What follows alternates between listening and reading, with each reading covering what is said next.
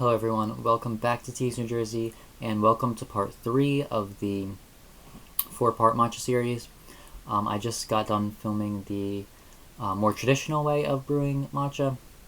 This is the non-traditional way of brewing matcha, easy way of brewing matcha. For this I'm going to be using my shawan, the matcha tea bowl.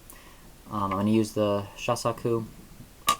If you want to know how to use the chase in here, you can go to the more traditional video I just filmed that. I'll put that up there. So this is just an electric whisk. You can find them pretty much anywhere. They're not very expensive either, and this is a great way to just mix your matcha tea. If you don't have one of these, you could also put your matcha tea in a blender with some water and whisk it up. It'll get pretty frothy, or you can put it in a jar with some water and shake it, and that'll get pretty frothy. You're not going to get great froth. These get the most froth, and that froth makes a really smooth matcha tea drinking experience. There's very little bitterness with a lot of froth because you're getting those air bubbles, you're aerating the tea, your taste buds are affected by that. So basically I'm just going to use 2 scoops of the shaku, and this is our everyday matcha that we have on Tees New Jersey. So this is about half a teaspoon.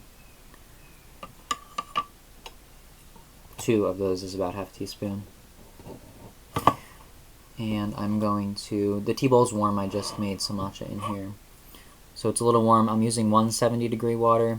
You can use water that's a little bit lower in temperature. If you go too high, it'll burn the tea leaves, so it won't taste too good. It'll actually be a little bit more bitter. So let me bring the camera around. I just mixed some of the powder with the water, so it has like a little bit of a paste here. I'm going to give that a whisk, and then I'm going to add some more water and froth it up. Alright, so we have our matcha mixed with a little bit of water. I'm going to give this a whisk.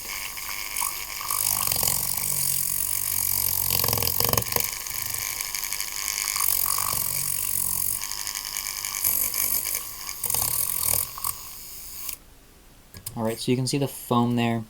With the chasen, you'll be able to beat these big bubbles out. I can do that a little bit here. And then, so if you were to drink this right now, you can drink it now. That's thick tea, thick matcha, or you can add some water and it'll be more thin matcha. You can also use more powder and make it as thick as you want.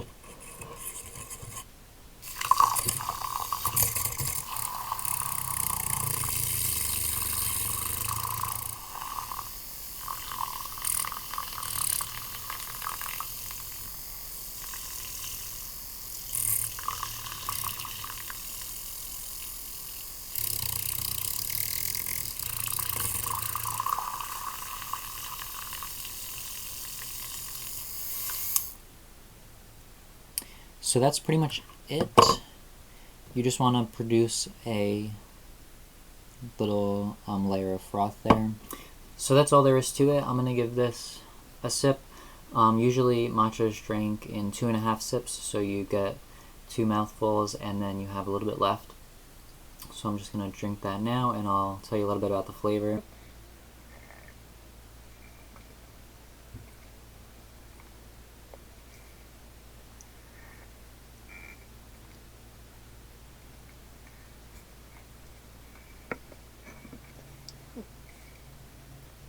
This is a really nice tea.